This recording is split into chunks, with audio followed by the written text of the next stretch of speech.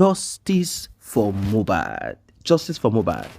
A lot of hopes got raised up when we were told that the private autopsy that was conducted and the driver who drove Mohbad and Sam Larry will be present at the court at the inquest. Of course they did. The driver told his truth. But there is one issue presently. That issue, it is raising hell. It has resulted into commotion, trouble, and I don't know how this will be resolved. First, Yomi Fabi and justice seekers, they are standing strong, firm, and they said no. You see, that video will be released. In fact, what is about to happen, it will not just be in Lagos. It is going down to the Federal Capital Territory, Abuja. Why? That's because of the donation and the results that came out of it. Now, I know you cannot say, oh, because we donated, so the result must for sure show us this and show us that. Now, there is a problem that people are foreseeing, and they are already getting winds of it, like they are going to ask for another donation, that donation is now going to do some more, deeper. And people even complained about how the report looked like. They believe within them that there is something that is not clear about whatever the pathologist said they investigated. Now, Mohbad's father, somehow, he is kind of not like the kind of person people knew him to be before. In fact, they are saying the man is now becoming too proud and is not acting in line. Now, I don't want to judge him that way. I don't want to judge him because there are a lot of things that we might not be aware of, but there is something that is clear. Secrets. There are certain things that Mohbad's father is not saying, has not said, lied about, manipulated the public about it. But we have to wait. Why was that done? Why was that done? Ladies and gentlemen, fire on the mountain. Yes, finally, Yomi Fabi dropped the bombshell. The bombshell that he has been holding on to. In fact, he said he had to leave his home because of security with his son to a safe place before this bombshell had to be dropped because of safety for his life. I want you to like and share. Tap on the subscribe button. This is going to be a roller coaster. I don't know where Mohbad's father is going to hide before this blows off, or whatever is going to happen. And even to those 14 people and Cynthia, I don't know what they are going to do. But what I do know is that justice, let me borrow from Yomi Fabi, is sacrosanct, and there is nothing anyone can do about it. Like and share, please. Tap on the subscribe button. Turn on the notification bell. NGO is beside you. You will be hard quickly. NGO yẹn lẹ tún bú tẹ́ ẹ sọ pé kò ṣe kankan ládùúrú effort tí NGO ti ṣe pẹ̀lú ọlọ́pàá. It's because ẹ̀yin náà lẹ lọ block mi bẹ̀. ẹ̀ ń ṣe divide and rule pẹ̀lú okú ọmọ 26 years old. Why are you jubilating about that I'm having problem with police? Lafunki, that is the account number. Òun ló ń róòlù ní comment section. Start echo prepare onílé, everybody be on standby. Let's be ready. We'll move when they don't expect after end of the month. Tá bá ti gbọ́ nǹkan kan. We'll move. We'll risk everything. Tá bá ti rí pa àti dúró, we'll do it. No comment to say anything online. Echo máa rí result. Wọ́n máa padà àwọn èèyàn máa bó jẹ́ DSS ló máa padà gbé fún. Ever ready ni Ọgúyọ̀mí, we are ever ready. Ẹ̀yin ṣáà pè wá. Ẹni tó bá dẹ̀hùn kó lọ ṣàlámí kọ́tẹ̀ tó ṣàlámí kọ́ tó bá gbogbo ẹ̀jẹ̀ láàrin 24 hours tàbí máa notify àti máa rí a sizable number of us tó wà loyal to the stuff tàmá storm National Assembly wọ́n máa gbọ́ wà. Ẹni bá ṣàlámí á gbọ́mọ sí ni. Gbogbo ọ̀la wọ́n máa bá ń bẹ̀ ẹ bá wò náà but ẹ má kúkú there are still betrayers that are standing with us here and they want to make fun and make just so ready.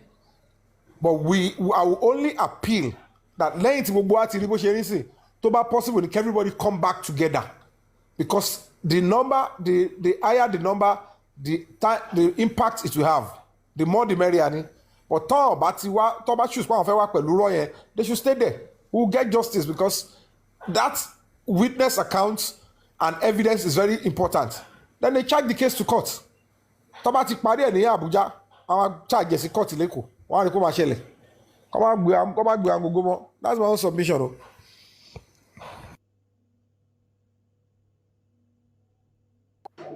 Thank you so much. I want to suggest something, sir. I have a suggestion. Break the silence, sir. Ṣé kò possible kẹ́ jẹ́ ká call for meeting? Ẹ jẹ́ ká call for meeting. Bóyá tútù from the platform àwọn tí ẹ bá mọ̀ pé ó dúró bóyá lọ́dọ̀ ọmọ mi Mọ̀njọ́lá méjì lọ́dọ̀ ọmọ mi Tẹ́ni ọmọ ológun. Sir? To strategize with you on how we gonna go, how we want to respond. Kó má wá jẹ́ lórí platform rárá. Onílé, I'm ẹfẹ́ gbọ́ tọrọ. Let me be honest with you. Èmi máa pariwo tí èmi lọ nǹkan tí mo fẹ́ ṣe. Spirit Mohbad ò sùn, ó ń ṣiṣẹ́ tó pọ̀ gan. Ó ń punish àwọn tó fẹ́ punish. Èyí tí kárí ẹ̀ foríṣọ́pọ̀ máa foríṣọ́pọ̀ èyí tó máa padà kú máa kú sí. When it is time for me to go to ẹ jọ̀ọ́ ẹ bá wa engage live yìí ayé yóò ní bàjẹ́ jọ. When it is time for us to go to that Abuja and make impact, he will provide. I have learnt my lessons. I am not ready to do any meeting unnecessary with anybody again. Ẹni tó bá fẹ́ believe will break the silence. Èmi, I will call those I need to call when it is time. Ẹni tí n bá rí ni mo rí, but I will know how to mobilize extra outside all of these people here. Èmi mo máa mobilize àwọn tó máa tẹ̀lé mi to protest. Tí máa ṣe nǹkan mi because wọ́n lè wá padà fún máa fi tiwọn kó bá tèmi. Gbogbo àwọn insult setback yìí ò bẹ́ mi lára mọ́. We will have to approach it the way you should do it as political solution ni. Bí politician ṣe máa engage èrò tó máa tẹ̀lé lọ protest ó yàtọ̀. Ẹni tí máa pè ní 24 hours tó bá wùn kó lọ sọ pé àwọn fẹ́ protest l'Abuja kọ́ máa bọ̀ ń bẹ̀. Ó máa bá èrò tí ó expect ń bẹ̀. Torí pé at the end of the day gbogbo àwọn tó wà níbi iṣẹ́ gbọ́n lẹ́dójú wọn mọ̀ ni. So whatever the case may be gbogbo ń pẹ́ à ń ṣe káàkiri ń kọ̀rọ̀ yẹn ẹlòmíì ò ń ṣe justice fighter ẹlòmíì ò wà honest as a human being ẹlòmíì ò ní integrity ọkàn fi app tọkàn jókòó sórí app yìí wọ́n fi ń claim ń tọ́ jẹ́ everything they want to antagonize they want to talk about wọn ò ní professional idea about it wọn ò ready láti face nǹkan officially they don't want to do anything but they want to condemn gbogbo sí ọ̀ ní idea kankan kéèyàn máa wo irú lárí kókó yẹn irú lárí ṣé irú èèyàn gidi lẹ́kọ̀ọ́ àwọn yẹn people that are meant to be behind bars. It's becoming new setting. Èmi ní ohun tí mo ti stake tí mo ti fi life mi build. Orúkọ ṣàgbà oyè. Mo wá ti build it for this. Ẹ wo bá ṣe ń wọlé ẹlẹ́ tó fi ń nu yẹ̀pẹ̀ tó fi ń nu gbogbo oríṣiríṣi. Ẹni tí ò jẹ́ nǹkan táwọn tí ò jábọ̀ nǹkan. So it's becoming new setting. Mo mọ iye honourable tí mo lè pè ní National Assembly tó yẹ pé láàrin mo gbọ́dọ̀ pé láàrin 10 minutes ọmọ dá mi lò. Màá máa fi ra mi wọ́ ẹni tó jẹ́ pé màmá sọ pé ẹ wo insult yẹn ti pọ̀ jù. Owó náà ló ń dá ogbó wèrè wàhálà ilẹ̀ tọ́lọ́ bá ti rẹ́dì tó fẹ́ lò mí kó pèsè owó I will go and do it tó bá ti pèsè màmá fẹ́ nu mímí màmá dúró lọ when God is ready he will send me. Kó ṣe gbìyànjú tó wà bí ló ń donate jẹ̀ nílé ẹlòmíì donate láti lè máa fi mọ̀ nǹkan tá à ń ṣe ni tó fi ambush mi. You are right. Because, no, I told you. So it's I told you becoming new about this setting. initially. Ẹlòmíì àná òun ṣe ó rubbish lọ́ba mi ṣe. Sure. You know, I told you about this that pé wọ́n máa gbogbo wa ń gbà yẹn nígbà tá a kọ́ bẹ̀rẹ̀ kínní. Mo ní ẹlòmíì máa gbó wá tí wàá rò pé bẹ́yà. Ó ti ń ní èmi lára. Mo ní ẹni yóò jẹ ní o ẹni owó tó bá fẹ́ they will bring it but they are not genuine. The prince nísìnyí ohun tí ò yí ọ̀pọ̀lọpọ̀ when they said break the silence foundation lórí CAC ó wà inactive because they won't tell them the truth. Nǹkan tó ń pè ní accountability òun lè mo ti gbogbo nǹkan tó fẹ́ mọ̀ pa break the silence owó turn every year turn ná látòkè ó ti wà ń bẹ̀ ó ti wà active àti upload ẹ̀. That's why it is now active. Mo choose láti máa upload ẹ ni mo pé o kí là ń bá ká tí bá dẹ̀ fẹ́ upload wọ́n á ní pay fine kó upload ẹ and that is what it means bẹ́ẹ̀ ṣe mo ṣe máa mi ì lè máa fi NGO máa wọlé káàkiri báyìí bí àti Amnesty kò sí àtọ̀ ọ̀nù break the silence àti Human Rights Watch àti Amnesty International in structure ti wá too strong ju gbogbo yẹn lọ we have a link with an American embassy gbogbo àwọn kìnìyàn ẹ̀dẹ̀ ó kàn fi wọlé torí pé ti rò pé ti rí actor kan tẹ́ rò pé ẹjọ́ wà ní ẹjọ́ ní level frame ẹ ti jọ ń ṣe host ẹ ti jọ ń ṣe bákan so it's absurdity this thing is not a do or die affair but I just want to play my part. bẹ́ẹ̀ kọ́ máa wò pé gbogbo nǹkan lọ́wọ́ fi wọlé NGO yẹn afẹ́rí website ẹ̀ NGO yẹn ó wà inactive kí ni gbogbo náà tẹ́ ó bá wà inactive ó máa ní bank account ni. You can't be doing this so gbogbo kìíní yẹn ká ṣe normal tá a bá máa ṣe meeting a day before ká pàdé. If you are part of my NGO, we'll move. If you are part of justice movement, I'll send information when I need to send it. We'll move. But when I first saw if I share operation and for anybody, you see, God bless you. God bless you. We'll get fat in. You're right. Torí owó náà ló fata fi sọ ọgbẹ káàkiri tẹ́lẹ̀. Pé afẹ́ pé akọ́lẹ̀ bá owó náà fa ọgbẹ mi ìdẹ̀fẹ́ ṣe ẹ̀wọ̀n tí màá rówó kí n dúró mi. Màmá wo njọ́ tí n bá èmi ò lè I won't stop on this case. Break the silence foundation. Emile stop. Break the silence foundation will stop. So we must complete the process. It's not going to make any sense for us to back out. Because any reason not to back out. Nígbà tá any reason not to get justice. Ẹ̀yin lẹ rò pa àwọn kan rìn. Kí ló ń ṣe àwọn náà ní connection ni? Ṣé mi mọ senator ni? Ṣé mi lọ bọ́ ọmọ president jẹun lẹ́nu ọjọ́ mẹ́ta ni? Ṣé mi mọ̀ ọ̀dọ̀ Sanwó-Olú ni? Ṣé mi mọ̀ Peter Lagos State? Ọ̀ ní pè mí pé kí n má ṣe náà. Tọ́ba ní kí mi máa ṣe ṣọ́ma ní kí foundation mi máa ṣe ni mi ìdẹ̀ lè gbowó burúkú lọ́rọ̀ ẹni tó pa Mohbad mo ti sọ láti lẹ̀ òun ni mo ṣe ń sá fún ọlọ́pàá tó pè mí recently ní command yẹn mi ìlè lọ I will not enter that trap I will never succumb to oda mama yìí ẹ ṣàánú ẹ Mr. Yomi èmi ò lè ṣe ẹ bá máa wá mi kiri ẹni àdúrà kan kìíní kan mi ìlè dáhùn until tí alright bá ṣẹlẹ̀ tó tọ́ bá jáde and the video will come out. So Emma Wuronti, let's keep supporting ourselves in a way that is righteous and plain. Treat me as an NGO, not a blogger or anything. And I will deliver on the mandate. Àwọn owó kìíní kan owó ṣàpàtì kìíní kan ilé ni mo kọ́ síbẹ̀ ẹ̀mí ìsúnú bẹ̀ nítorí mo ń ṣe justice ẹ̀yàn mélòó ló fi lé ẹ̀lẹ̀ ẹ lọ síbẹ̀ ẹni tó bá bọ̀ ẹ lọ sí 7 Yomi Fabiyi street Ìdíòrì iléeṣẹ́ àwo lábẹ́kúta ẹ̀rọ yàn lọ́bẹ̀ torí kò ń gbogbo rẹ̀ báyìí. ẹ lọ sí fẹ́ǹsì mi kẹ́ wo gbogbo ẹ̀ ó ti wu koríko I cried but I put it in my mind that our economy is part of a sacrifice ọmọ mi mò ń rù káàkiri ẹ̀mí ìgbọ́dọ̀ sọ bí tí mo wà fún yín báyìí ilẹ̀ ẹlẹ́ là ń sìn tó ṣé bọ́ ṣe máa ní láti máa sọ ọgbìn yẹn fún yín ni lára àwọn tó wà ń bí ìtajọ́ ń ṣe justice ó mọ bí tí mo wà tọ́nà bá débẹ̀ ló máa bọ́ta sọ pé tó bá gbé kò gbọ́dọ̀ ṣépè lẹ́ẹ̀kan ibi tí mo wá sí pẹ̀lú ọmọ mi tí mo sùn aṣọ méjì ló wà lọ́wọ́ ọmọ mi bì mo ń fọkàn wọ̀ ọkọ fún ni so what are we talking about màá back down at this stage a ti mọ gbogbo àwọn ọ̀tá tí mo fẹ́ mọ̀ sí ní tí mo lè bá ṣe mọ́ láíláí kọ́ bọ́ sẹ́gbẹ̀ẹ́ want to get justice we'll pass through Adura we'll pass through Baba we'll pass through Mama we'll pass through Wunmi and we'll get to the root of it.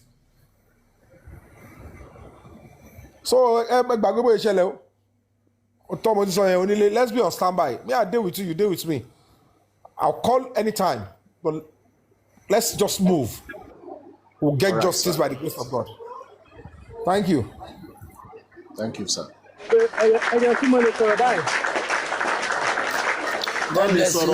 Sọ̀rọ̀ ẹ jẹ́ n tún sáré announce lẹ́ẹ̀kan sí ẹ jọ̀ọ́ gbogbo ẹ̀yin abiyamọ tẹ́ ẹ fẹ́ justice fún Mohbad ẹ jọ̀ọ́ Break the Silence Foundation ò ní jáde láti sọ wípé òun ní ìdòwò fún kan báyìí mọ́ ẹ jọ̀ọ́ torí Ọlọ́run ẹ jẹ́ ká dìde Break the Silence Foundation account ẹ jẹ́ ká support ẹ̀ torí àwọn ìgbésẹ̀ tó yẹ kó gbé kó lè gbé ní rọrùn gbogbo nǹkan tó jáde tó wá ń sọ nítorí pé a fẹ́ source fowó gbogbo ẹ̀ pátápátá ni wọ́n lọ ń dẹ̀bù níwájú ni wọ́n dẹ̀ ń bàjẹ́ so enough of him saying mo fẹ́ lówó fún nǹkan báyìí mo fẹ́ lówó fún nǹkan báyìí débi pọ́n tó máa lọ double cross ẹ̀ so ẹ jọ̀ọ́ tó bá jẹ́ pé tinútinú ẹ fẹ́ justice fún Mohbad ẹ fi owó sínú Break the Silence Foundation thank you Ọlọ́run á dẹ̀ máa ràn yín lọ́wọ́ lágbára Ọlọ́run àwọn ọmọ yín wọn ò ní pàdé agbanipa òjijì o ẹ ṣé gan. Onílé, God bless you. Thank you so much, sir. The Prince. Ó yá ẹ sọ̀rọ̀. The Prince, ẹ̀yin ló kàn ẹ sọ̀rọ̀. Yeah, ẹ ká sàn. Well, everybody àti sọ gbogbo ọ̀rọ̀. Ṣé gbogbo nǹkan tó ń ṣẹlẹ̀ kò news hour kan. Àfẹni tí ò bá follow kéèsì láti day one láti mọ̀ pé number one irọ́ ni gbogbo inquest yẹn. The priest, Mo fẹ́ bèrè question kan. Yes. the priest, ẹ̀jẹ̀ má bínú ẹjọ́ tó Ọlọ́run. Mo bí sí báyìí mo kàn fẹ́ sáré sọ̀rọ̀ ní ẹjọ́ tó yẹn lè fún mi ní. Ẹ wo network mi ò dáa, ibi Nàìjíríà mo wà network mi ò dáa, ẹ jẹ́ kí sáré manage network kó tó lọ, ó máa ń sá lọ ni. Okay. Network mi ẹ ẹ mo kàn sáré manage ibi tí mo position sí wà ní. So what I'm saying is that a mọ̀ pé a mọ̀ gbogbo irọ́ tí wọ́n people ń pa gbogbo game wọn láti mọ̀ from day one. And kò ẹ kó new, kò ẹ kó bá àwọn èèyàn as a surprise pé gbogbo nǹkan tí wọ́n ń ṣe for the last couple of days pé bó ṣe máa rí nìyẹn. Àwọn gullible people tó ń tẹ̀lé wọn ní òye wọn. And two, ẹ bèrè lọ́wọ́ everybody tó wà lórí platform àti tó bá ń gbọ́ wa, inquest mélòó ni wọ́n ṣe ní Nàìjíríà tí ó fún yín ní positive outcome? Ẹ sọ fún mi. Gbogbo inquest tó tún ṣe. Number two, ta ló gbé inquest kalẹ̀? Kí ni mission táwọn yẹn ṣe gbé inquest kalẹ̀? Ṣé fipá àwọn tó gbé inquest kalẹ̀ wọn ní fẹ́ kí the reason gbé inquest kalẹ̀ wọn ní fẹ́ kó come to pass ni. Wọ́n ló ti come to pass yìí náà. Number three, wọ́n gba millions lọ́wọ́ yín. Wọ́n láwọn fẹ́ lọ ṣe autopsy abroad. At the end of the day, Yaba left the autopsy náà pé wá fún yín. You understand? So how long are we going to continue to be doing all this rubbish? Ṣé yẹ ká mọ̀ kọ́kọ́ àṣẹ? Wọ́n lọ ṣe olúwọlé autopsy, wọ́n gba fún yín autopsy ẹ̀kọ́ wọ́n type lẹ́gbẹ̀ẹ́ títì. You know, wọ́n dẹ̀ sọ yín dọ́ọ̀dẹ̀, gọ́ọ̀mẹ̀ntì ń pè yín lọ́dẹ̀, àwọn ìjọba family náà tún mú yín ní mugun. Still, àwọn kan náà ò tí lè sọ òótọ́ kọ́kọ́ wà pé let's stand on our right. We are fighting for justice. We are not fighting for any other person. We are just fighting for justice. As justice that we want, nothing more. Kò sẹ́ tó wọ́ rẹ̀ wá. Anybody there, many family. Most of our time wà lórí bí gan. Yes. Priest. Mo ń bọ̀. Yes. Ẹ ṣe mo wà bí screen. Mo fẹ́ fi sí kámẹ́rà kẹrí nǹkan tí mo. Okay. Ẹ lè rí ibi tí mo wà ní o. Ó sì yé mo ń bọ̀. Yọ̀bí ṣàrẹ̀ látàrẹ̀. Nítorí pé àwa ń sọ fún ọ ọmọ. Òun lè ṣe níbi tí mò ń sùn. Ẹ ṣáà rí gbogbo kiri tí wọ́n fi ṣe ṣọ́ọ̀lélẹ̀. Ṣẹ́rí now ṣe nẹ́ẹ̀tì wà lójú window. Ṣé nẹ́ẹ̀tì wà bẹ́ẹ̀? Àwọn a máa ṣó àdúgbò. Ẹ má ṣó ta. Ẹ má wọrí. Má ṣó ta, má ṣó ta. Ọ̀hún lè mọ bí tí mo wà. Báàgì mi lélẹ̀. Jẹ́ngẹ̀t. Ṣé ẹ wò rán? Ṣé on a very good day tí bá gbọ́ hòtẹ́ẹ̀lì? Bẹ́ẹ̀ wọ́rọ̀ mi. Ṣé nẹ́ẹ̀tì wà bẹ́ẹ̀? Bí tí mo sọ yìí. Kò sí yẹn. So that is just it. Eléyìí ga o. Àwọn èèyàn ló understand it. Bá múdù mi jẹ́ sí láàárọ̀. Àwọn mọ̀ pé because ẹ mọ bó ṣe ń lé àwọn èèyàn káàkiri láti dé wọ́n yẹn lọ. Even gan àwọn ibi tẹ́lẹ̀ àtọmọ mi sùn nìyẹn. Mo ti gbé ọmọ mi kúrò lọ́wọ́ ìyá ẹ̀. Kò yé yín because he has been targeted. But ẹ fi wọ́n lè. Imagine. No retreat, no surrender ni. So I don't need to be saying all this. Mo kàn wọ́n láti show because tí n bá record ẹ̀ tí n bá post ẹ̀ bí 1 month later ọmọ àdéhùn ni pé a lọ ṣe fíìmù ni. But lára àwọn tajọ wà ń bì tó wà ń bì kò rí mi nígbà tó máa help mi òun ló fi mí síbi tí mo wà yìí. Lára àwọn tó wà ń bí mi káàríra rí òun ló fi mí síbi tí mo wà yìí. But I won't tell the exact location. Ẹ máa sọ̀rọ̀ yín lọ. So wọ́n kó tàà sọ pé àti mòótọ́ àti yọ̀ pé yíyọ̀ mi máa ń sọ̀rọ̀ kan pé tó bá dé stage kan a máa yọ shaft kó nu báwo ló ṣe máa ń place kìíní yẹn pa máa yọ kó nu ara and then now àti this stage yẹn sì àti mọ who's àti mọ àwọn tó rí àti mọ àwọn tó fake. My daughter, how are you? Wow, you do beautiful. Wow. So kò ẹyẹ yẹn fò lọ́wọ́ ni kò bú kankan so wọ́n ní ẹ̀lájì kò sí kan tó fẹ́ ṣe mọ́ ṣe wà yẹn wọ́n wà restless at this moment because kí ló tó fẹ́ sọ fáwọn public nothing but Yomi ṣì ní nǹkan tó ṣì lè ṣe láti move this justice and this case forward, you know. So let's try and understand each other, you know. Ká gbé settlement sẹ́gbẹ̀ ẹ ká yọ settlement kó nu gbogbo nǹkan tó ń ṣẹlẹ̀, no more settlement in what is going on, and let us face the reality. And the reality is to get justice. The reality is to be focused. The reality is to be united. And the reality is to know what we are doing. Àìṣọmọdé ẹ bá jẹ́ ká máa pariwo mọ́ra mọ́ ká máa argue blindly. Àwọn kan wà tẹ́ pé kò lè ṣẹlẹ̀. Ẹ bá jẹ́ ká máa put into this justice kó máa ṣẹlẹ̀. So now ẹ ti ní nǹkan tẹ́lẹ̀ fi jẹ́ ẹgbọ́n kan tí Hello, how you doing? I think gbọ́ nǹkan tí doctor driver sọ. Ṣé ti gbọ́ nǹkan tí driver sọ? You can use so àti ní nǹkan tá a lè lò to fight these people, to fight that and get the real justice so that a lè move on. So nǹkan kan lè padà sí normal life to live. So let's try to support the foundation and support the unity, and we know who is who at the moment now, you know. So Cherry do meet it so Yomi lè báwo ẹ̀yin àti ẹ kàn lè ṣe meeting briefly lẹ́yìn to know ká ẹ mọra yín, but ẹ má sọ details àwọn nǹkan tẹ́ fẹ́ ṣe because mo notice ní pé àwọn host kan máa ń sọ àwọn ọ̀rọ̀ tí ò yẹ kàn sọ jáde lẹ́nu. But àwọn host kan máa ń sọ àwọn ọ̀rọ̀ tí ò yẹ kàn sọ jáde lẹ́nu. Tẹ́ máa pa wá ti ṣe máa sọ̀rọ̀ ẹ mọ̀ pọ̀rọ̀ ẹ ti sọ behind the scene. Why did you gbé wá sí public to fi wá sọ̀rọ̀ ọ̀rọ̀ báyìí? So it's better tí bọ́dún lè ṣe sọ̀rọ̀ yẹn ẹ̀yin fi wọ́n actually meet just to know each other. You understand? But not máa release details àwọn nǹkan tó fẹ́ sọ fáwọn host yẹn. Because sọ fáwọn host yẹn pé mo fẹ́ ṣiṣẹ́ o. Are you ready to support me? Simple as ABC. But releasing the information to the details of your movement, don't release it for any host. Gbogbo kí ni yẹn kò ṣe gbogbo host náà nínú èèyàn rí inú wọn. Ẹ ti understand? Any host tó bá fẹ́ support kó so. Ẹ jẹ́ kí it is a foundation, people, members of the public, káwọn ṣe tiwọn, tó bá lè ṣe party tiwọn. If you want to support what we are doing, we'll do it. But bẹ́ẹ̀yàn ṣe meeting, èmi ò mọ bọ́yẹn tó bá béèrè kan lọ́wọ́ mi, tó bá ti ń wà tí diploma, ẹ yẹ kẹ́ ti mọ nature mi, èmi ò mọ ọ̀rọ̀ pa. Àìmá lè parọ́ yẹn ló ń jẹ́ kọ́ máa rí mi gbígbà tó pé my stardom has reduced.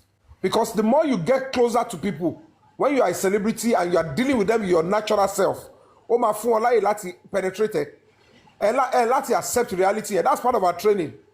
Don't engage the public with your real self. They will use it to reduce you to robbers.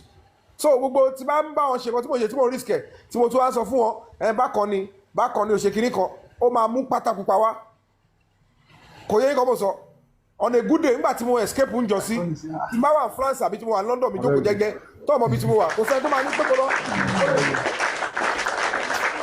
Ṣé ọkọ rò pé mo kọ̀ nínú London mo lọ ṣe 1 week bẹ́ẹ̀ mo padà ṣé London ni mi ò lọ rí mi ìmọ̀ọ́dún tí búkì yẹn ti wà ní UK bọ̀kọ́ yọ 20 years kúrò níjọ́ tó ti wà UK change ló máa kù ló máa yẹ kó ṣáájú ìwà bẹ́ẹ̀.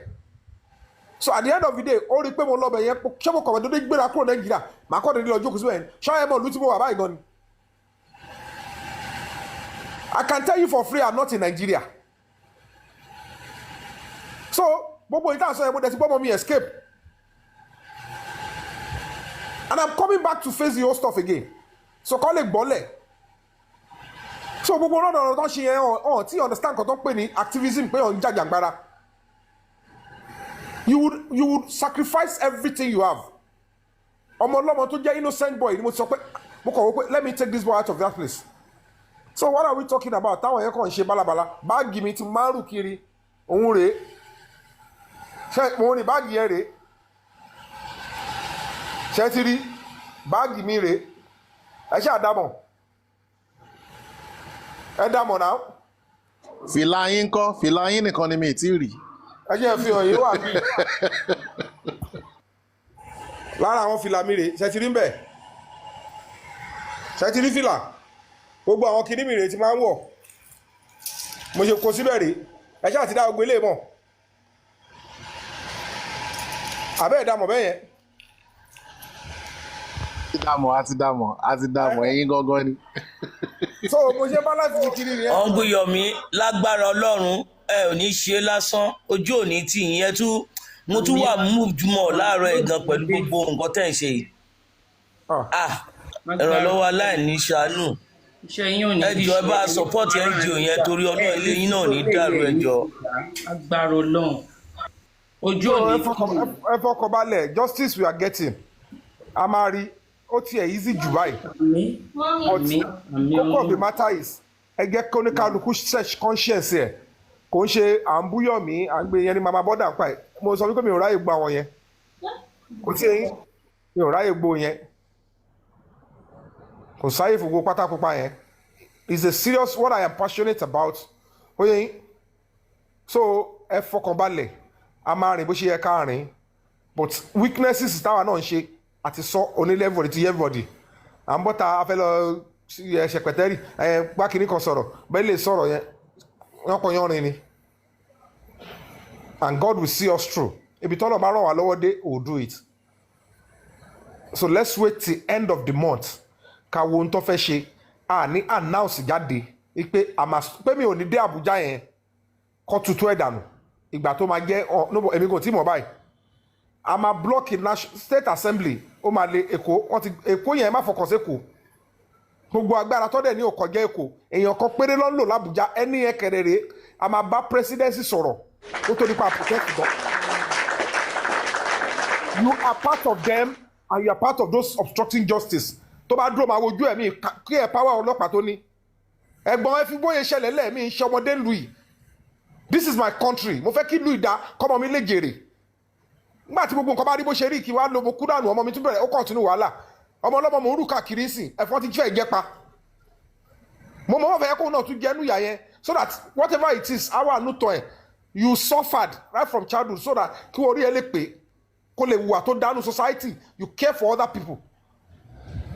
Then you have a better life. Gbogbo yín kọ́ ọ máa bẹ̀rù ìlú ò bọ́ sí. Ẹ máa ẹ̀sẹ̀kọ̀ olóṣèlú nìkan kó tún Nàìjíríà ṣe. Ẹ jókòó bẹ́ẹ̀ kó wá da. Ẹ̀yin kọ́lẹ̀ ẹjọ́ ní Nàìjíríà kọ́lẹ̀. On my life, I've never done it in my life. It's Addison Rae to get for that thing. So like, you think the fact that Addison Rae. Nàìjíríà kó tó lọ. So báwo ló ṣe expect pé kò tóun là kọjá ọmọ ẹ̀ kò ní àwọn èèyàn ní orúkọ burúkú bẹ́ẹ̀ tí wọ́n lọ sí school. So you have to play a part so that it will not happen to you. Kó má bàa ṣẹlẹ̀ sọ́mọ tèmi náà Akóredé ni mo ṣe ń sáré ẹ̀. Torí tí màá ṣe tí mo ṣe sí kí ni guarantee pé the same thing tó yẹ pa Mohbad wọn ò ní orú ẹ̀ sọmọ mi tó bá wà Nàìjíríà. Èèyàn mélòó ló wà ń lo ìbò tó lè sọ kọ́mọ wáṣọ olùdé oṣù méjì kó o máa wọ̀ tó ti dàgbà. Ọmọ akáyà sókè ni ìmílẹ̀ lọ́dún sórí òkè. Ọkọ máa pè lẹ́ẹ̀mẹ́wàá you have to be on the phone with me regularly, okay, because I don't mi yóò gbé 100% you're right sir ẹ̀mi ò gbé. ẹ fọmọ ilé ẹ̀kọ́ wá ṣe máa post account number o wọ́n béèrè account details. You know why the diaspora are putting their time and emotions in cases like this not because pé wọ́n wá glory àbí wọ́n wá fame kankan ṣáwọn wá frame ni wá frame náà kò ṣe pé torí bàbá bàbá rí kí lè jẹ́ tó fi ṣe they are doing it because kọ́wọ́ tẹ̀lé máa mọ́ ọmọ wọn kó lè ṣọlúdé wá Nàìjíríà káwọn náà lè wá Nàìjíríà kọ́kọ́ wọn balẹ̀ èwo ni ká wá lu wa bàbá wa ká máa wẹ̀yìn ká wọ́n lùlù ká safe. It's absurdity now. Very absurd.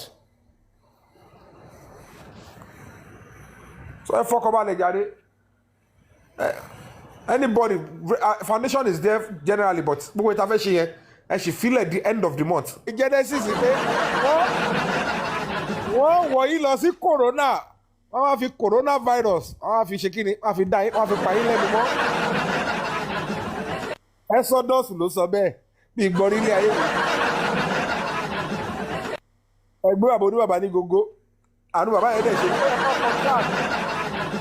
ẹgbẹ́ bàbá yẹn kọ tíráàkì fún wọn ni pé pathologist o àdàbíàdà o àdàbíàdà wọ́n wá bẹ̀rẹ̀ sí fóònù òkè. Wọ́n ní ọ̀nà sáàtù bàbá yóò tẹ̀lé pé ọ̀rọ̀ lè pè ọ̀nà sáàtù rẹ̀ bàbá ò ní lè pè ọ̀nà sáàtù rẹ̀. Mr. Yomi a máa gbẹ́yìn náà wọ studio ẹbí ní kẹjẹ ṣe kòlábò pẹ̀lú bàbá bàbá rẹ̀ pé ọ̀nà sáàtù bàbá rẹ̀ pé ó mímọ́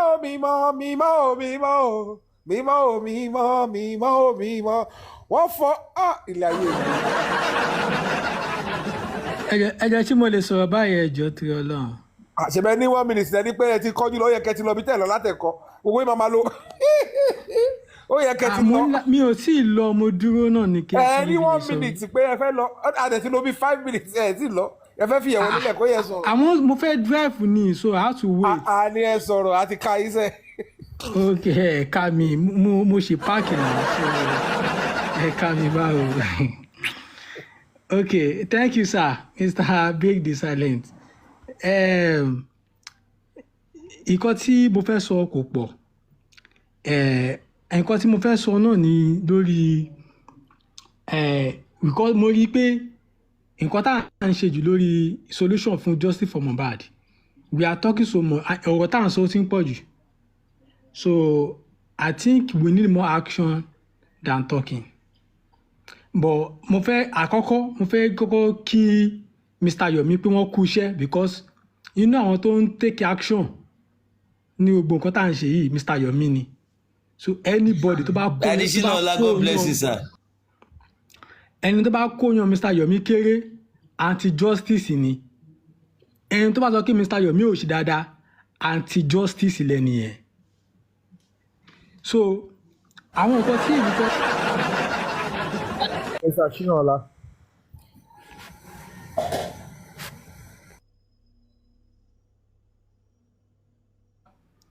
ó yàtọ̀ sí nǹkan táwa ń wá as a public ó yàtọ̀ gan àwọn I mean majority of public we are not looking for selective justice we are looking for the right and true justice so nǹkan táwọn public táwọn family ń wá ó yàtọ̀ sí nǹkan táwa ń wá.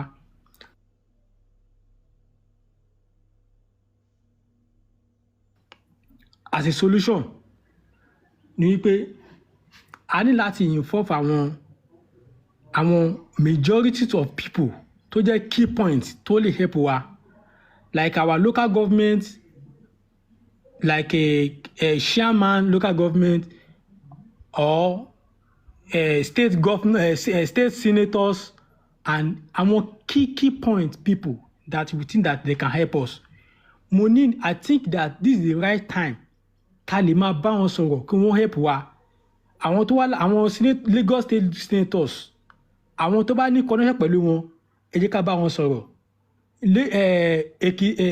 Ekiti state senators àwọn tó bá ní connection pẹ̀lú wọn ẹ jẹ́ ká bá wọn sọ̀rọ̀ that is one side the another a ní láti make sure pé I take an advantage of social media mo rí pé gbogbo wa tá à ń sọ̀rọ̀ lórí justice for Mohbad like I can say that 90% of people we are on TikTok and TikTok yẹn gan náà àwọn tó wà àwọn the TikTok user gan majority of people that are talking about this justice for Mohbad I can see maybe less than 1% is talking about justice for Mohbad so bá tún lè utilize social media gan lórí ọ̀rọ̀ tó wà nílẹ̀ yìí a ní láti create social media lórí X which is Twitter, Instagram, Facebook kò kí ṣe fún bàbá Mohbad o fún Mohbad himself so báwo la ṣe máa ṣe gbogbo nǹkan yìí ó wà very important ẹ má jẹ́ ká máa sọ̀rọ̀ lásán ẹ jẹ́ ká take action we need more people apart from that we need more hosts Mr. Onílé I saw Onílé lọ sí live lánàá Onílé keep doing that Kid Boss please try to start your own host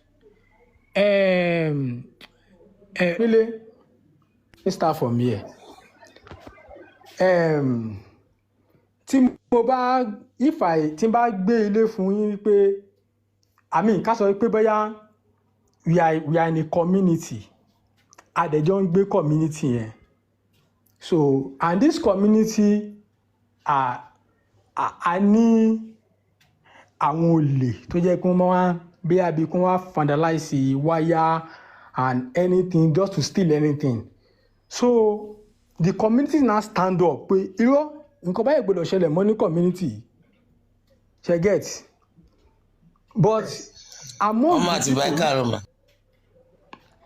among the people that are stealing this thing aléyàn kan tó jẹ́ pé nínú community yẹn òun gangan ló ń fún wọn ní go ahead pé ó yá ẹ máa lọ jà wọ́n lólè ẹ fọ́lé onílé ok èmi tí wọ́n á já ilé mi tí wọ́n já ilé mi mo wá dúró mo dẹ̀ tí wàá mọ àwọn èèyàn tó ń já ilé mi mo mọ̀ pé inú àwọn ọ̀rẹ́ mi kan ni mo tún léyàn mo wá tí wọ́n ní inú àwọn community mo wá ráwọn èèyàn kan tó yẹ pé wọn ò tí ì jálè tí wọn o bọ̀ wọ́n dúró wípé pé nǹkan tó ń ṣẹlẹ̀ yìí kò gbọ́dọ̀ ṣẹlẹ̀ mọ́ láyé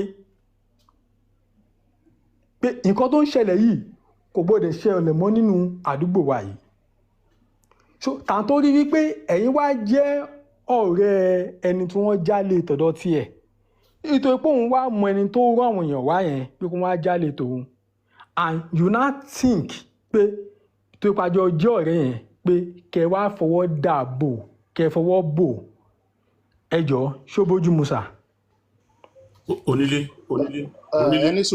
ẹni sùúrù bọ̀dá Kúnlé ẹjọ́ tó. má dálò jẹ́ kí n dálò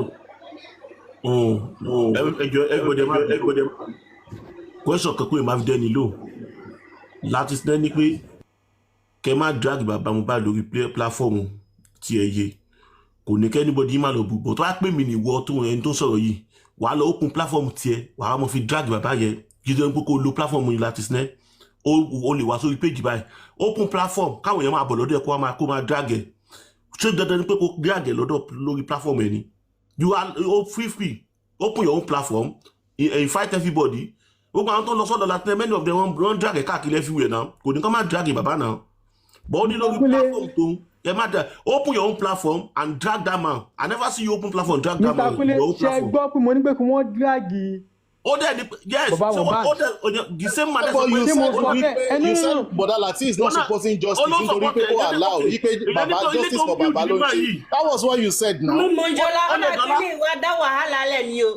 was what you said now. èyàn sọ pé tó ń build ní máa yìí no matter tó bá ṣẹlẹ̀ ok tó pé tí wà tí ọmọ yẹ́ bá jọ ọjà àbọ̀ ọmọ bẹ́ẹ̀ bá ọjà tó bẹ́ẹ̀ ẹjọ́ tó bá sọ wà ní kẹ́nìkan lọ́pàá àbọ̀ máa lè wọlé lẹ́yìn. Mr. Kúnlé ẹ má jẹ́ ká lọ dára ẹ má jẹ́ kó provoke yín. ó jẹ gbèsè ní lórí kò tí ì géèjì lórí èyí oníkó máa dàgẹ̀ ṣé kó bí ẹ̀ dáhùn. Mr. Kúnlé ẹ bọ́ sára náà tọ́pìkì wọ́n ti drop ẹ̀ ṣe understand so ẹ fọkànbalẹ̀ we make contact by the time we go to storm Abuja òjijì ló máa bá wọn at that time we would have put in our petition to the right place àwọn gọ́ọ̀mẹ̀ntì náà ló máa sọ pé báyìí ní ká gbé gbà òun lòun delete homicide evidence which is ó ń parọ́ ni torí pé gbà tí wọ́n gbé lọ sí command kó tó ní kó charge ẹ̀ sí court kò síbi tó ti kọ́ sínú statement pé òun delete video yẹn ìyẹn ni pé video yẹn wà lọ́wọ́ ọlọ́pàá wọ́n kàn dáwọ́ bò ni ó dé pàǹtí olóhùn tí nígbà tó wà ní zone 2 kò sọ pé òun delete o nígbà tó dé pàǹtí olóhùn delete ó rò bí ilẹ̀ ti tẹ́jú so ibẹ̀ làwọn tí pàǹtí yẹn máa padà ti rí pìtìpìtì ayé wọ́n máa padà fi tiwọn kó bá àwọn ẹlẹ́ni òkú Mohbad máa ti àwọn ọlọ́pàá yẹn débi pé gbogbo ohun tó ti fi iṣẹ́ wọn ṣe díṣẹ́ ọlọ́pàá yìí ibi tó bá hẹ́ǹdì ẹ̀ sí nìyẹn. kò tí wọ́n sọ fún wọn ni pé so ẹ̀yin tún ń ṣe ìdọ̀tí kò ń ṣe àwọn ọlọ́pàá tó ń gba bribe nìkan lẹ́lẹ̀ petition irú ìṣẹ̀dẹ̀tí olè tá a bá ti bá wọn ń dọ̀tí irú ẹ̀ we will scream to the world and they will bring them down and say get out of the Nigerian police force. O lè ní oníjìbìtì ní ẹ̀ ṣiṣẹ́ ọlọ́pàá dáadáa ẹ má ba lu jẹ́ àwọn tó ń ṣèlú lórí because with these few police officers they can destroy the country so they have the mandate to say ẹ jẹ́ ká ṣe iṣẹ́ tiwa o let's do our own job so that one people will not use that whatever they are doing to destroy our own career that's been built for years tọ́lẹ̀ fọmọ tí wọ́n lè sínú lé because I cannot understand why somebody will write I delete homicide evidence and the person is not going to be charged for murder wọ́n máa gbé tó fọwọ́ kọ òkú kò ń ṣe pé bóyá ó delete nìkan ó wà ń bẹ́gbà tí nǹkan ṣẹlẹ̀ sí Mohbad kọ́ lọ wo fídíò tó wà ní Perez hospital wọ́n máa bá picture Dàmọ́lá yẹn bẹ̀ so òkú lẹ gbé wá síbì àyíwo lẹ pa kó tó di pé ẹ máa rú bọ́ọ̀lù hospital gbogbo àwọn tó wà ní fídíò yẹn wọ́n ti rúgi oyin and Ọlọ́run dẹ̀ ti bá wa ṣe Mohbad ti dókítà jáde ó sọ jáde nítorí kọ́ ọmọ kó wà lọ́wọ́ ẹ̀ ó ní fídíò ẹ̀ wà tẹ́ bá nídìí CCTV ó wà ń bẹ̀ gbogbo àwọn tó bá ń bẹ̀ èyí tẹ́ ru òkú wá lélẹ̀ so kí ló tẹ̀ ń ru òkú káàkiri tẹ̀ ń tọ́ra yín driver ti sọ ó ní aago 3 òru lọ́ba tàwa bòun. tẹ́ ẹ̀ wọ́n mi sí i lára bí ìkókù tó ṣe é kú. ṣẹ̀kú gbogbo level yẹn àti gbogbo ẹ̀jẹ̀ tẹ́ bá máa wo CCTV tó wà nísàlẹ̀ gbogbo ó máa gbé gbogbo ẹ̀ gbogbo bẹ́jẹ̀ ṣe ń dà lára ẹ̀ rí i pé ibi tẹ́jẹ̀ ti ń jáde ó yàtọ̀ síbi apá ìyẹn la ní láti rí dókítà yẹn dẹ̀ ló ti wà lẹ̀ so ń sìn tó bá mú story lẹ̀ pé dókítà òmùlẹ̀ wàá tún lu dókítà náà wà foríko everybody must speak the truth but ẹ má lè dúró lórí Lagos State ẹ fún wọn the end of the month tó bá ṣe òótọ́ they will preserve the integrity of the Lagos. ẹ bá lẹ́ẹ̀ni gbọ́ àwa gangan ò ní gbà àwa gangan lọmọ líle ìyálà. exactly so lórí bó ṣe wà ń sìn káwa on stand by ẹ jà fún wọn di parí oṣù wọn ò dẹ̀ gbọ́dọ̀ mọ ohun tá a fẹ́ ṣe ìjọ wo ló fẹ́ jẹ́ in fact ẹ jẹ́ kó máa rí wa pé ṣe là ń ṣe fàájì à ń mu dírínkì ẹni tó fẹ́ rún ìyàwó ẹ̀rún girlfriend ẹ jẹ́ kó máa rí pé ń gbádùn ara yín kọ́ rò pé àwọn èlé wọ́n ọ̀rá yín. ọkùnrin tó fẹ́ dóko náà kó lọ dóko kò ní dáko. wọ́n ní ẹlá bíó. ẹ gbádùn. Ẹgbẹ́ kókó ẹ mú kó ẹ mú gbogbo ẹ̀. Ẹ fi kókó orí ẹ̀ ṣeré kẹ́ ṣe gbogbo ẹ̀. Bẹ́ẹ̀ni o. Ẹ lá pléètì. Ẹ jẹ́ kó jẹ dán yín. Ẹ bá pupa o. Ẹ jẹ́ kó jẹ dán yín. Ọ̀pọ̀ wa bí ń jà ní o. Bẹ́ẹ̀ ọkọ bá ní àbẹ́ bí. Mr. Yomi, ẹ jẹ́ kó la yín náà, kó jẹ iná yín náà, ẹ jọ. Ó necessary. Èmi ò fẹ́ kí ọtí ẹ̀ máa gbé máìkì ní sẹ́nu mi. Torí mi ò mẹ́tí gírì lè sọ. Ẹnu wa láti wà náà. Ẹ jẹ́ kó láti wà. Ẹ mọ̀ pé kò sí gírí ọkùnrin ò kí ń lọ tààrà. Ó kọ̀ máa sọ̀rọ̀ ẹ̀gbálẹ̀ rẹ̀. Bẹ̀yìn obìnrin máa ń fi swag sí. Ẹni lọ ṣubú ní ìjàwá sáwọn ọjọ́ òun. Wọ́n ti fojú dóbò náà yọ̀ mí pa náà láì. Nílá ìsàkóso Àjàmí. Nílá ìsàkóso. Ẹyin bá fẹ́ ilé ládùn ẹjọ́. Ẹ mọ tó ṣẹlẹ̀ ẹ pé káwọn máa ńlá yín. Ẹ̀yin ẹ fi máàkì ti wálẹ̀ ẹ mọ̀ pé tẹ bá fà yẹn. Bọ́dá Yomi, nílá ìsàmì. Nílá ìsàkóso. Nilain is germane and sacrosanct to the business of badminton, and you must apply sesequin because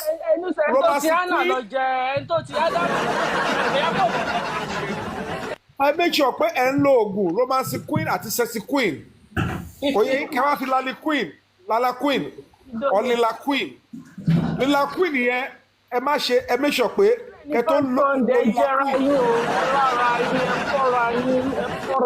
empress kẹ tó lo lilaquin ẹ make sure pé number one ẹ kọ́kọ́ lọ wẹ̀ kẹfọ ibi tẹfẹ lo ibi tẹfẹ apply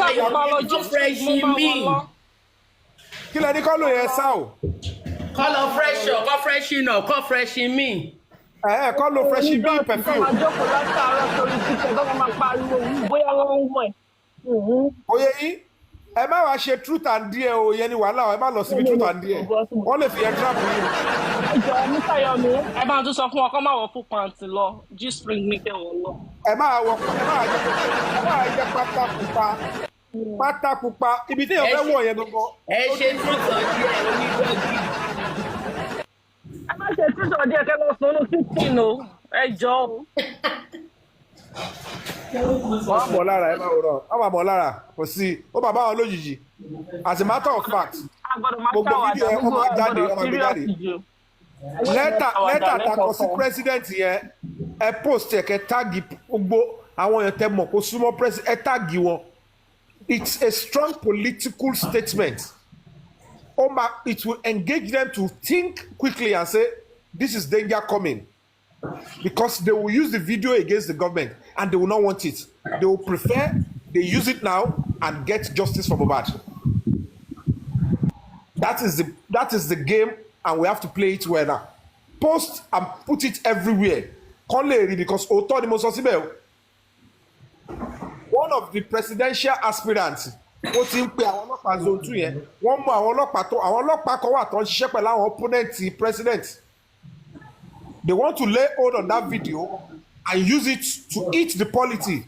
The government ìbá fẹ́ ṣe kẹ́ni pé wọ́n fẹ́ win election. So it's best for this government, president, constitute some kind of kíní yẹn pé if he deliver justice for Mohbad so that the youth and everybody will go and say this government they give justice. Other than calling wọn pé they are hiding and supporting murderers. If they use it against this government, it will affect them. So put that there. Orí ilé náà máa gbé fúnra ẹ̀. Wọ́n ò ní dúró nígbà tá a máa protest kankan tó gbé jáde kọ́ fi prosecute àwọn náà because ó pay wọn kọ́ deliver justice tó yẹ kọ́ máa deliver ju kọ́ wá present wọn bó ṣe ń present wọn pé ìjọba Èkó àti ìjọba Aṣíwájú ló ń protect àwọn tó pa Mohbad. Kọ́ wá di pé àwọn náà wá sọ pé kò sí kankan àwọn ò rí kankan kò sí fídíò kó wá kú bíi 3 weeks to election kọ́ wá ju fídíò yẹn jáde ta ló máa dìbò fún ìjọba yẹn. And that is the game táwọn opponents government òun náà plan lẹ̀. They want to get hold of that video and use it. So kọ́ tètè act fast. Mo dẹ̀ ti ń pariwo mo ti send sí gbogbo àwọn tó èèyàn ṣe Tinubu mo ti send ẹ̀ sí gbogbo including the speaker of Lagos State gbogbo mo ti send ẹ̀ sí. And we are moving. We are moving and we will do something in that Abuja ó máa bá wọn lójijì so ẹ jẹ́ ká ready èmi ti ń prepare ara mi báyìí oyè yín I am preparing myself ó máa bá wọn lójijì pé yéè Yomi ti wọ Abuja má ti pè yín a day before ẹ̀yin tèmi kẹ́ gbéra ká dẹ̀ ṣe kí ni ká jẹ́ kọ́ mọ̀ so whatever you want to ẹ dúró di ìparí oṣù ẹ má send any support nísìnyí ẹ má worry ẹ dúró di end of the month mi ò kánjú owó wèrè kankan owó anything tí wàá rí is to do this project and deliver on the mandate of justice for Mohbad nìkan lèmi rí òun ni victim if anybody in the family see what we are doing. ẹ bá pàtó fún Yomi jàre. If anybody among the friends likes what we are doing they should support us but sudden announcement and I'm ready I've risked enough already nitoku I'm ready to risk it èmi tèmi nìyẹn èmi ò mọ̀ kàn ṣe láàbọ̀ mi ò dẹ̀ mọ̀ kàn ṣe I no dey fall for anything èmi kẹ́ fún yín ẹ má tẹ̀lé gbogbo dọ̀tí tó bá sọ ìgbìnì kan ẹ ọmọ tí mò ń ṣe they don't know what I'm planning wọn mọ ẹjọ́ kọ́ máa sọ dọ̀tí wọn lọ ẹ gbójú mẹ́ fún wọn but trust me that lábẹ́ bó tilẹ̀ ń kórí I am doing what is lawful what the constitution says I have not committed any crime àwọn ni wọ́n commit a crime àwọn ló ń ṣe kí ni àwọn ilẹ̀ máa padà mú létà ṣùgbọ́n mi ò ní dúró fún wọn kọ́ mú mi kọ́ lè wọ́ mi síwọ̀kúwọ̀ ọkọ̀ ṣe Nàìjíríà àwa la máa prove fún wọn pé they have no place in our society they belong to the bars and they will go and face the crime they committed pé wọn ò ní jẹ yẹn nígbà tí dókítà wá sòótọ́ tí dírẹ́fà sòótọ́ àwọn tó jẹ́ ẹbí fẹ́ máa parọ́ ẹni ká spare wọn ṣé dírẹ́fà yẹn gò tó sòótọ́ ni ẹ wá ní kéèkì ti ẹ̀yìn èsì ò tí ẹ̀yìn náà dírẹ́fà tí sòótọ́ òun ló ti sòótọ́ jáde yẹn and he is ready to stand and say the truth tó ló ní conscience ẹ̀yẹ̀ kan wá sọ pé kéèsì ti ẹ̀yìn ẹ fi bóyá ṣẹlẹ̀ lẹ́ẹ̀ má wọ̀rí the driver is still going to come and stand as witness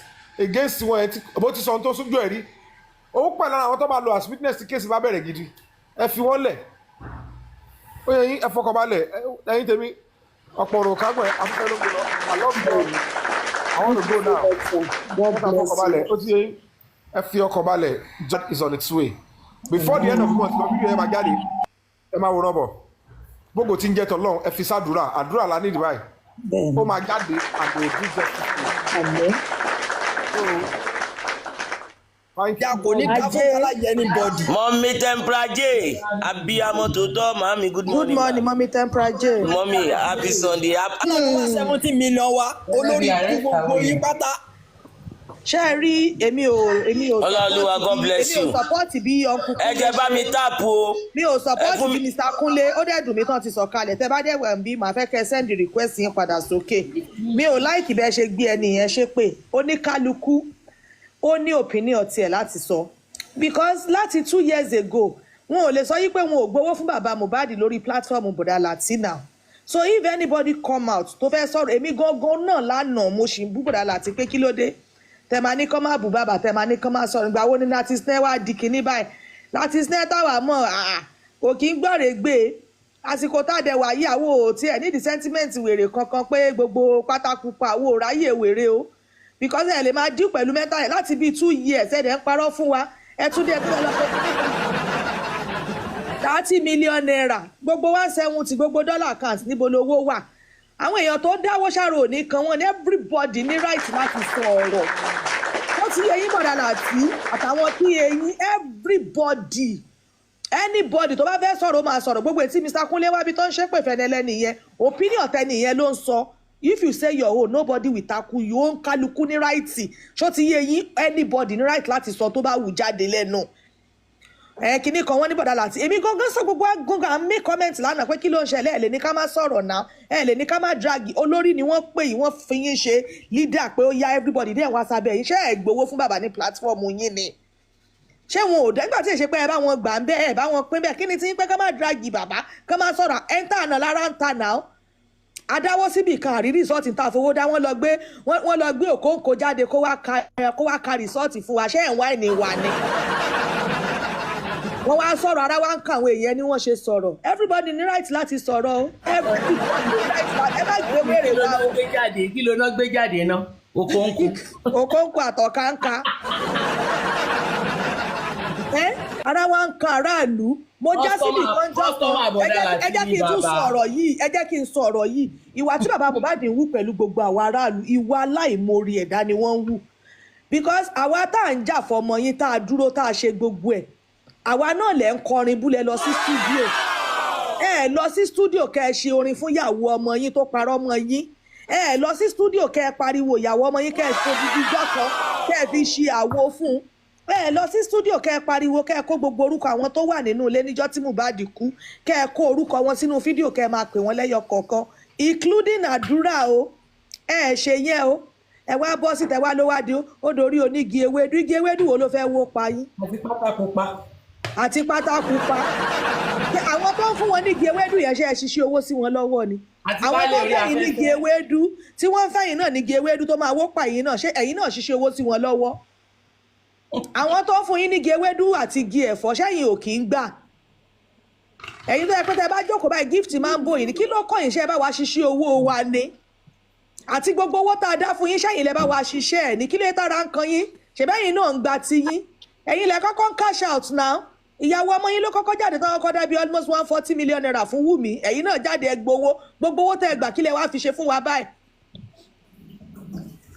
gbogbo àwọn tẹ́mì gbogbo wọn bẹ̀ yẹn wọ́n ra mọ́tò wọ́n ṣe gbogbo ẹ̀ fún Wunmi wọ́n ṣe everything fún ṣẹ́ ẹgbẹ́ kan máa káàsì ara wọn ni. wọ́n tún gbówó góòdì lọ. 280 million ejò ló mì yẹn ejò tún mi owó fẹ́mi àgbà yahoo ìyá Khalid ejò tún mi owó lọ́dọ̀ tiẹ̀ ṣé ẹ gbọ́ kí wọ́n fi àgbà ara wọn bí bó ṣe yẹ lọ ni. ẹ wá bọ́ síta ẹ wá lọ sí stúdíò àwọn tó ń jà fọmọ yín àwọn yẹn náà lẹ dojú ìjà kọ ara yín náà ni Mohbad kọ́lọ́run ó foríjì òun náà tó bá tún ayé wa òun náà máa yàn dáadáa ìwà kò mórí ara yín náà ni Mohbad ti rí because èmi ò mọ tó mọ òun náà tó kúrò lọ́dọ̀ náírà mo já sí platform kan lórúkọ kan ní ṣe rí pé bàbá yìí ò móre ni ṣe rí pé ìwà aláìmoore òun náà ni Mohbad wù tí Mohbad náà kúrò lọ́dọ̀ náírà máa lé òun náà ni bàbá yìí náà jọba ẹ wá bọ́ síta wọ́n ní kẹ́ ẹ fún àwọn kan ń ṣépè fún yín àwọn kan ń drági nínú èpè nínú àdúrà kẹ́ ẹ ṣe fún wọn ẹ̀dẹ̀ pera yín ní pásítọ̀ ẹ wá tẹnubọ èpè ṣé tá a bá sọ̀rọ̀ gan ṣé ṣẹ̀dá wo ní kọjú ìjà fún yín ni ṣé ẹ mọ iye tá à ń ná ni kò sẹ́ni tí ò ní rìsíìtì ẹ̀ lọ́wọ́ o ṣé ẹ mọ iye tá à ń ná ṣẹ́yìn lẹ́ bá wa san bills wa ẹ̀yin lẹ́ bá wa ṣe kinní ta fi ń wá sàn láì lójoojúmọ́ àìsùn wa wàhálà wa láàárọ̀ lóru ó máa bí yín o nínú owó tẹ́ ẹ gbà yìí 2000 naira tẹ́ ẹ bá lọ wò bẹ́ẹ̀ 2000 naira máa wà bẹ́ẹ̀ owó onílé owó aláta wà bẹ́ẹ̀ ẹ wá kó gbogbo owó mi láì ṣe ju Abuja ẹ mú gbogbo owó yẹn tì í bọ́ọ̀lù 170 to 180 million dollar owó dọ́là náà wà bẹ́ẹ̀ dọ́là account náà wà lọ́tọ̀ o kí ló dé aráàlú wa ń sọ̀rọ̀ ẹ nà wá ẹ tún wá ní ká má sọ̀rọ̀ ìyẹn ò lè ṣẹlẹ̀ o ìyẹn ò lè ṣẹlẹ̀ bọ́dàlà àti gbogbo wọn wá sí platform yín wọ́n ṣe kìíní ṣe ẹ gbowó fún bàbá lọ́dọ̀ yín ni ẹ gbowó fún bàbá lórí platform yín náà so ẹ tó wá bá wá bọ́ síta tó bá wá sọ̀rọ̀ pẹ̀lú ara kíkan pẹ̀lú stress láti jọjọ́ ẹ̀ pẹ̀lú irọ́ tẹ̀ ń gbé wá fún wa tẹ́nibọ̀dì wá sọ ẹ wá lẹ́ẹ̀ fẹ́ pa wá lẹ́nu mọ́ ìdájọ́ tó bá tọ́ sí yín Ọlọ́run ló máa fún yín o Ọlọ́run ọba ló máa fún oníkálukú ló máa san oníkálukú lẹ́san bó ṣe tọ́ sí irú vengeance lòun wá ń tọwọ́ bọ̀ yín lọ́pọlọ ẹ̀yin ń gbójú tí yín jáde vengeance ń gbójú ẹ̀ bolé aláriwo òfu aláriwo òyà daddy day care ló wá ń sọ yí pé nínú èpè nínú àdúrà ẹ wá tẹnubọ èpè odidi pásítọ̀ tí ẹ jókòó kẹrò ṣé aburú la ṣe fún yín ni ṣaburú fún yín torí ẹ gbogbo ẹni tó bá ń sọ̀rọ̀ wà láburú tó bá ti dúró lórí òtítọ́ tó bá dúró yìí ó máa sọ ẹ́ dòmìnira tó o check inú ẹ tó o check pé mi ò ṣe aburú lórí justice for Mohbad ìwà tó ní kálukú bá wù lórí ọ̀rọ̀ Mohbad Ọlọ́run máa fi. That was deep. That was deep. That was deep. A lot of people with their opinion about justice for Mohbad and the way forward. I like that the spirit of people have not been doused. Like, people are still kind of on fire. They want to get justice for Mohbad, justice for humanity. Right now, they've just been able to understand. They've just been able to see. Not because they've not been saying, but more people are seeing what this is all about and what will become of justice for Mohbad if people hands off and they're like, okay, you know what, we will do nothing anymore. We are not going to allow the inconclusive, and unascertained, because these are kind of like just use of words. Inconclusive meaning, okay, if you guys want to proceed further testing, in fact, that was advised. Further testing can be done. And when further testing was done, that is if it was even further, it was just repetition of the same thing. When further testing was done, and what we discovered is unascertained. Like they cannot really say the exact thing, which definitely it's just that people had hopes, people had hopes, and some people are uninformed. They are kind of interested in CSI much more than the reality of things. So they believe within themselves that the way forward, the way out, the way to get things done is by making the CSI kind of replicate itself in this particular pathologist work. But it didn't end up to be that. They say unascertained, like we can't really say the exact thing that could be the cause of the demise of this young man as per what we have on our hands.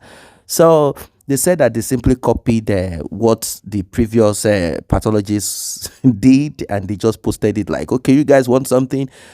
I'm going to give you guys work, but your work, I'm going to give you guys answers, but the answers is not from any serious work that was done anywhere. So, and they said 30 million naira was paid, and a lot of money went into this hotel, lodging, and some other things. So, people are not happy about it. They're like 30M, like seriously? No. Like, no. Probably, in a situation where people who are supposed to volunteer privately, they said they are not going to do it. So they had to this is what caused the bargain. Like, no, we are going to take this X and Y amount of money if you want us to conduct this. We are talking of a lot of money taken to perform whatever it is that they said that they did. And they said that things are not looking good. They're not happy. People are not happy at all. They don't trust nothing.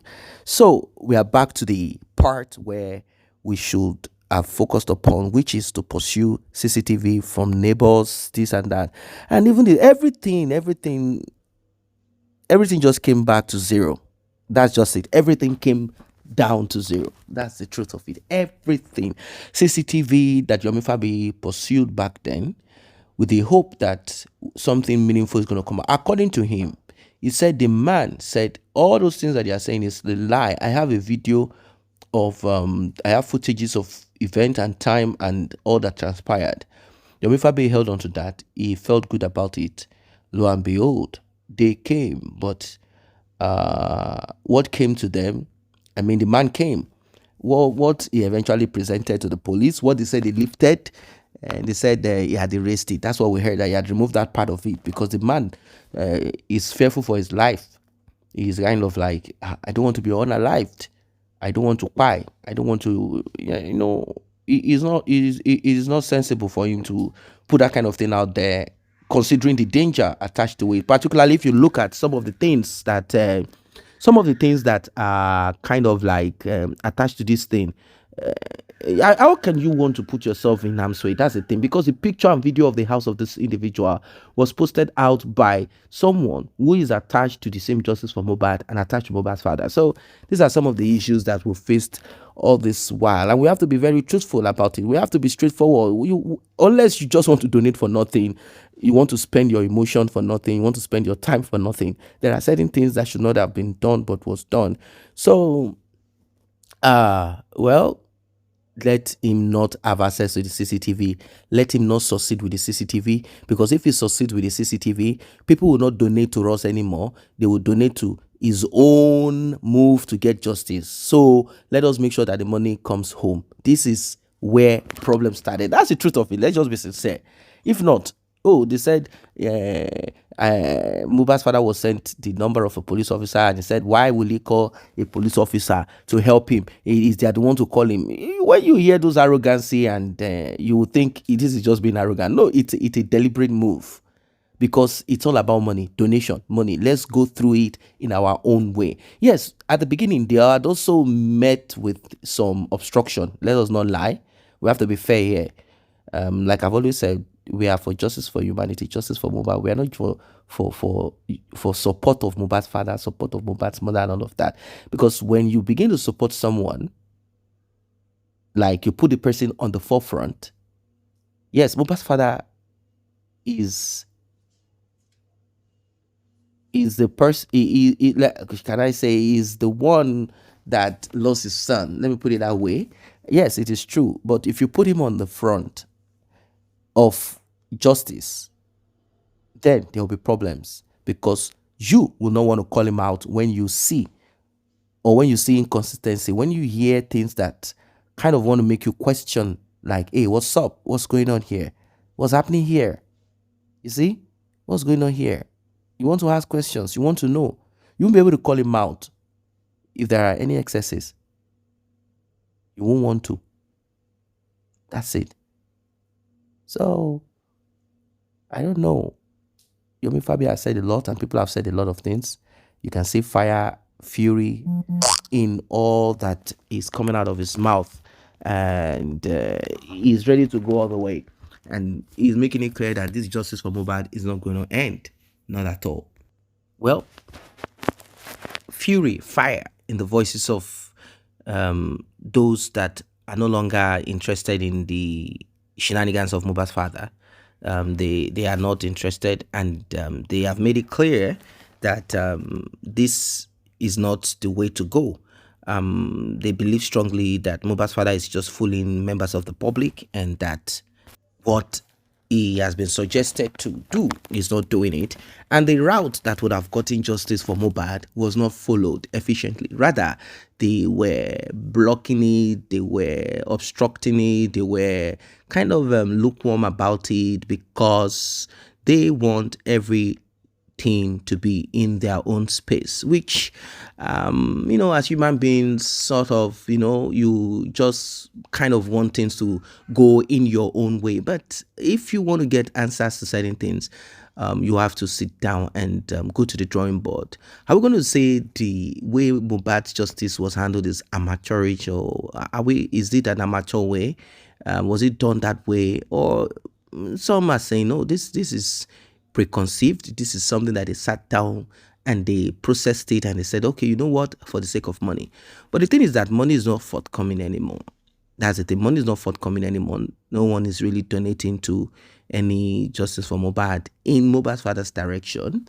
People are tired of the talk, tired of, in fact, what got people upset is the part where, although Mohbad's father answered that question, he was asked, did your daughter call you prior to Mohbad's mother calling you? He said, yes, I was called, but he didn't tell me that Mohbad died. She didn't tell me that. She simply said, they heard that Mohbad is not feeling fine. I'm like, I left him not now, long ago. What happened? But he's been treated. Oh, blah, blah, blah, blah, blah, and all of that. Now, with this, you definitely cannot challenge it. If you said, this is what my daughter told me, and you said, no, it's not true, she already told you that Mohbad is not alive, it's something that we cannot kind of to dwell upon. So slowly, issues started coming up. People started saying something to Mohbad's father, and he also responded back and forth, and it got to a point where he released song, and things.